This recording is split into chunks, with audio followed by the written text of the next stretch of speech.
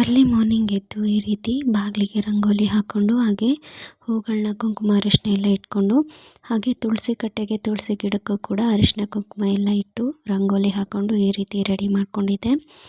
ಇವತ್ತು ಏನಪ್ಪ ವಿಶೇಷ ಅಂತ ಅಂದರೆ, ಇವತ್ತು ಶನಿವಾರ. ನಾನು ಸಪ್ತ ಶನಿವಾರ ವ್ರತನ ಮಾಡ್ತಾಯಿದ್ದೆ. ಅದರಲ್ಲಿ ಇದು 6ನೇ ವಾರ ಅಂತ ಹೇಳ್ಬೋದು. 6ನೇ ವಾರದ ಪೂಜೆ ಮಾಡಿದ ಮೇಲೆ ದೇವಸ್ಥಾನಕ್ಕೆ ಹೋಗಿ ಬರೋಣ ಅಂತ ಅಂದ್ಕೊಂಡಿದ್ವಿ. ಹಾಗಾಗಿ ಮೊದಲಿಗೆ ಈಗ ಪೂಜೆನ ಮಾಡ್ಕೋತಾ ಇದ್ದೀನಿ. ಊದ್ಕಡ್ಡಿನ ಬೆಳ್ಕೊಂಡು, ಹಾಗೆ ಕರ್ಪೂರದ ಆರತಿ ಕೂಡ ದೇವರಿಗೆ ಮಾಡ್ತಾ ಇದ್ದೀನಿ. ಈ ಸಪ್ತ ಶನಿವಾರದ ವ್ರತದ ಡೀಟೇಲಿಂಗ್ ವ್ಲಾಗ್ ಏನಾದರೂ ಬೇಕಿದ್ದರೆ ಕಮೆಂಟ್ ಮಾಡಿ ತಿಳಿಸಿ. ನಾನು ಸಂಕ್ಷಿಪ್ತವಾಗಿ ನಿಮಗೆ ವಿವರಣೆ ಕೊಡ್ತೀನಿ.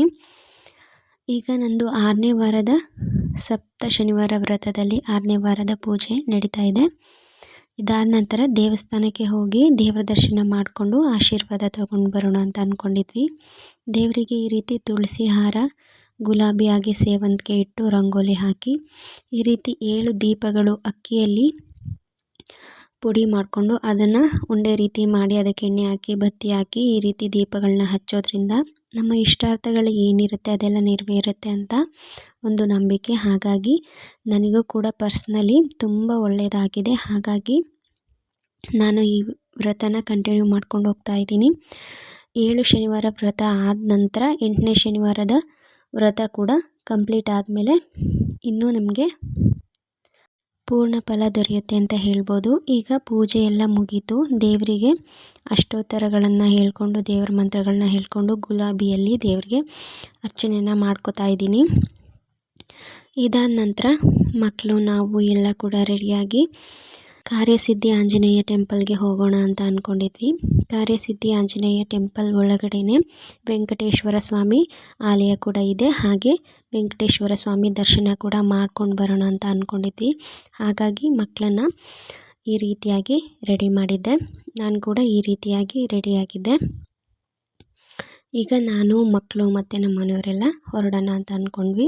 ನಾನು ಈ ರೀತಿಯಾಗಿ ಸಿಂಪಲ್ಲಾಗಿ ರೆಡಿಯಾಗಿದ್ದೆ. ಈಗ ಹೊರಡ್ತಾ ಇದ್ದೀವಿ. ಮನೇಲಿ ಎಷ್ಟೇ ಪೂಜೆ ಮಾಡಿದರೂ ಕೂಡ ದೇವಸ್ಥಾನಕ್ಕೆ ಹೋಗಿ ದೇವರ ದರ್ಶನ ಮಾಡಿದಾಗ ಅದೊಂದು ಒಂಥರ ಆಶೀರ್ವಾದ ದೇವ್ರದ್ದು ತಗೊಂಡಾಗೆ ಡೈರೆಕ್ಟಾಗಿ ದೇವ್ರನ್ನ ದೇವಸ್ಥಾನದಲ್ಲಿ ನೋಡಿದಾಗ ಅದಾಗೋ ಅನುಭವನೇ ಬೇರೆ ಅಂತ ಹೇಳ್ಬೋದು. ಹೀಗೆ ಮೊದಲಿಗೆ ಆಂಜನೇಯ ಸ್ವಾಮಿ ದೇವಸ್ಥಾನಕ್ಕೆ ಹೋಗಿದ್ವಿ. ಇದು ಅರಮನೆ ಪಕ್ಕದಲ್ಲಿ ಅಟ್ಯಾಚ್ ಆಗಿರೋ ಆಂಜನೇಯ ಸ್ವಾಮಿ ದೇವಸ್ಥಾನ. ಅದರ ಸಮೀಪದಲ್ಲೇ ಇನ್ನೊಂದು ದೇವಸ್ಥಾನ ಇದೆ, ಗಣಪತಿ ದೇವಸ್ಥಾನ, ಹಾಗೆ ರಾಮ ದೇವಸ್ಥಾನ ಕೂಡ ಇದೆ.